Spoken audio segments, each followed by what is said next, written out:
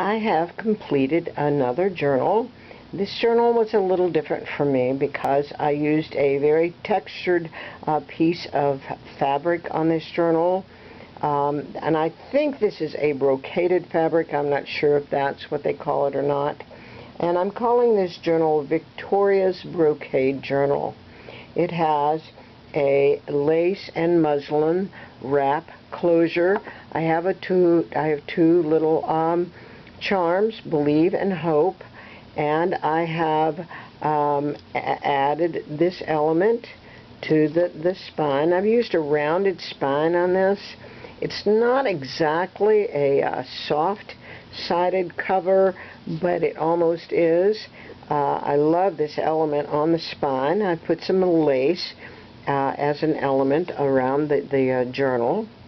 It has two signatures, lots of fibers out of the top of those signatures.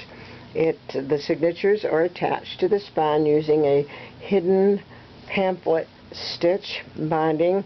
I have Tim Holtz elements on the cover of the journal, and on the inside of the journal I have used muslin on the front and back covers. I've used some lace pockets on the covers. I had so much fun making this journal, and as you can see, it's a flexible cover, but it's not a flimsy cover. The digital download that I used is a digital download from Artie Mays called Victorian Women. This is a little journaling card that I put, and this is from the collection. I'm going to go through this rather quickly. The journal measures 6.5 by 9, and let's go to the inside. This is a part of the collection, lots of tea-dyed papers and coffee-dyed papers. I've used lace for tabs at the top. I've used all different kind of papers, and here's a collage. And this is a book page that I've tea stained. I've used a belly band here for this paper that's been coffee dyed or tea dyed as a journal entry. This tag is a part of the collection, and underneath that little ticket. And this is a ledger sheet that's been coffee dyed. A little journaling spot, a little lace on that page for interest. More coffee dyed and tea dyed paper banners, and this is a part of the collection. I made that into a little booklet. I got this book at a called The Journal of Nicholas Creswell, and I got it at a library book sale, and the pages were very, very brittle, and I didn't know really what to do with the pages, but I liked the cover of the book, so I wanted it anyway. But I brought the pages home, and I coffee dyed and tea dyed the pages, and then put moisture back into the paper, and so now it's more flexible, and I can use it in my journals. This is a little word tag that I made. I don't know where I got this. I tea dyed this quite a bit of time ago, and I don't know where this collection came from. And more lace and book page, and again, this is part of the collection. And I've made several of these pages that are for journaling. They're coffee dyed or tea dyed. Some of the pages are coffee dyed, some of them are tea dyed, and I added a little lace tab on that page. More collaging from the collection. And I have dangles here, the fleur-de-lis dangles, a little bit sparkly lace on that page. From the collection, more tea-dyed, coffee-dyed page, a little washi tape.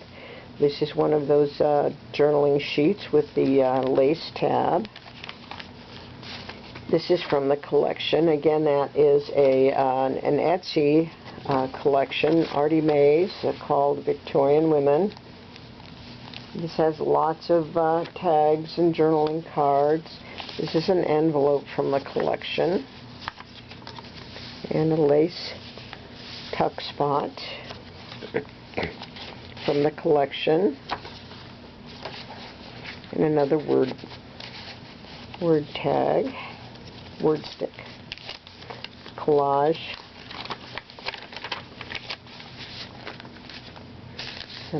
This book was a book about music history, and I love the way it looked when I coffee dyed and tea dyed it. Another great big tag.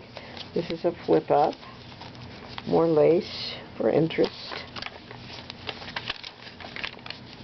And another tab with a button. I think that button came from my mother's button box. More of the collection. Another page with the lace tab trim. And this is a part of the collection. More designer paper that's been coffee dyed. And this is a piece of the journaling paper, an envelope from the collection. Ledger sheet, ledger paper that has been coffee stained or tea stained. Little tuck there. More trim. Another envelope from the collection. Another pocket from the collection. Another word stick.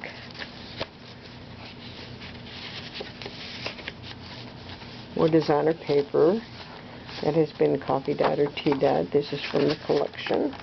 More lace. Another corner tuck washi tape from the collection. Don't you love the way these pages look? I just love the coffee dye and tea dye. I can't really tell the difference after I get them in the books. I think this is tea dyed and I think this is coffee dyed. I'm not sure. And again, some trim. And this would be dangles, fleur-de-lis dangles from the collection. More lace tab. Another journaling paper. This is from the collection. More coffee dyed. Oh, this is I don't know where I got this, but I really like this paper, and I usually get paper when it's on sale, and then I go ahead and coffee dye or tea dye a bunch of it and put it aside, so I don't always remember where I got the collection from. Banner there. This is more that the Journal of Nicholas Creswell. Boy, that really brought that paper back to life when I tea dyed it. Nice big journaling card. Another collage has interest. Another tag from the collection. Whenever I cut paper down to size, I always keep these little pieces so I can use them as little additions to my albums. And a word stick. And I fussy cut this from a book about birthdays. I just kind of love these little guys. And this is a library pocket that has two opportunities for word sticks. One in the back, one in the pocket, and then I've made this little word stick that sticks behind these little fellows. And this is another fussy cut from that birthday book, and this is from the collection. Little library card. Another coffee dyed page. A collage piece, and another collage piece, and this is from the collection. I've certainly enjoyed making this journal. It's the first one I've made of the sort, and I'm certainly going to make some more because I love the feel of the journal, and I love the look of the journal. Thank you for watching.